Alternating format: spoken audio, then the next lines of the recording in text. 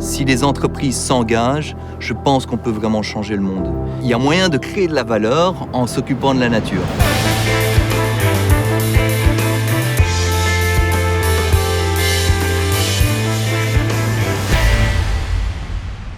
Alors le problème environnemental, il est lié au déclin de la biodiversité, qui a un impact sur l'ensemble des espèces en fait, et de l'écosystème. Et ce déclin est dû à un ensemble de facteurs, dont le manque de biodiversité lui-même et donc d'alimentation pour bon nombre d'espèces, et notamment les polluants et polluants agricoles industriels. Chez Biodiversity, ce qu'on amène, c'est vraiment une expertise pointue sur ces problématiques de biodiversité, d'agriculture régénérative. Et on apporte aussi des solutions basées sur la nature, des solutions innovantes, notamment un système qui permet de monitorer l'environnement via les abeilles. Et on s'est rendu compte en fait que l'abeille couvrait une surface importante. Donc c'est un peu comme un petit drone qui va chercher des milliards d'échantillons qu'on peut analyser parce que ces échantillons contiennent en fait l'ADN des plantes et contiennent les polluants. Et sur base de ces indicateurs, de ces données, après on va pouvoir agir avec toutes les parties prenantes localement.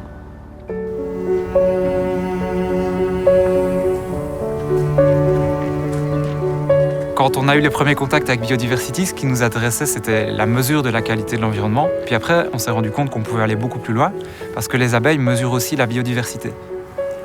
Grâce finalement aux abeilles qui collectent des échantillons, on peut analyser tout ce qu'il y a dans l'environnement et faire un état des lieux pour prévenir les problématiques qui pourraient arriver à l'eau. Augmenter la biodiversité, ça nous sert directement, parce que pour avoir une eau pure, il faut un environnement pur, il faut un environnement de qualité. Et donc améliorer l'environnement, directement, ça améliore la qualité de l'eau. Si en surface vous avez des polluants, si en surface vous avez une problématique, on risque de le retrouver dans l'eau. Et que veut une entreprise finalement qui produit de l'eau, c'est que la qualité de l'eau soit la meilleure possible.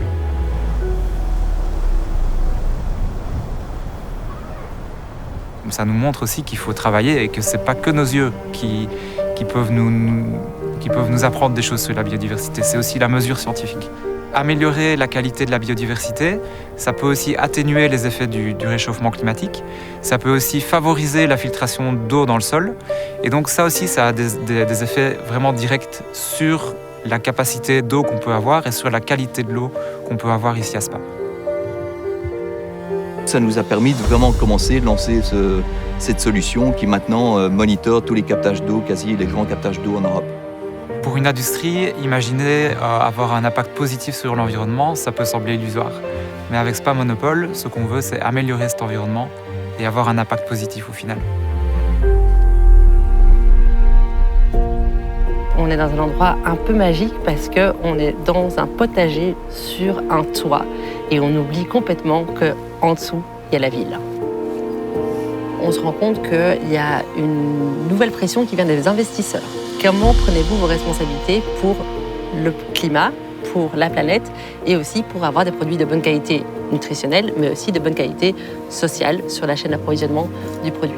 Comment est-ce que, quelque part, une structure ou un magasin où il n'y a pas beaucoup d'espace vert peut s'adapter? On leur a expliqué que d'abord les abeilles pouvaient participer à la pollinisation, mais qu'en plus de ça, elles pouvaient amener des indicateurs sur l'impact de leur ferme urbaine sur le quartier et aussi avoir des informations sur le quartier, l'impact potentiel du quartier sur leur ferme urbaine, et puis qu'ils pouvaient partager ces données pour qu'en fait l'ensemble des citoyens localement puissent aussi agir pour améliorer la biodiversité. Ces légumes sont destinés à la vente. On a des maraîchers qui viennent voir s'ils sont à maturité, les couper et les descendre dans le magasin pour que chacun puisse avoir des légumes hyper frais depuis en haut du toit du magasin. Donc le projet qu'on mène avec l'ensemble d'ailleurs de nos partenaires, que ce soit Deleuze ou d'autres, c'est on travaille à l'échelle du site pour impacter positivement le territoire. Donc aujourd'hui, on monitore plus de 70 000 hectares dans une dizaine de pays. On trouve des centaines d'espèces, dont des espèces qu'on ne connaissait quasi plus. On trouve des pesticides, des centaines de pesticides, dont des pesticides interdits qui sont encore utilisés. Et chaque fois, en fait, on réduit ces polluants ou on augmente la biodiversité. Donc ça, ce sont des indicateurs qu'on suit de près. On mesure, on analyse et ensuite on agit. C'est long avant d'agir. C'est vraiment important de le savoir, c'est long avant d'agir.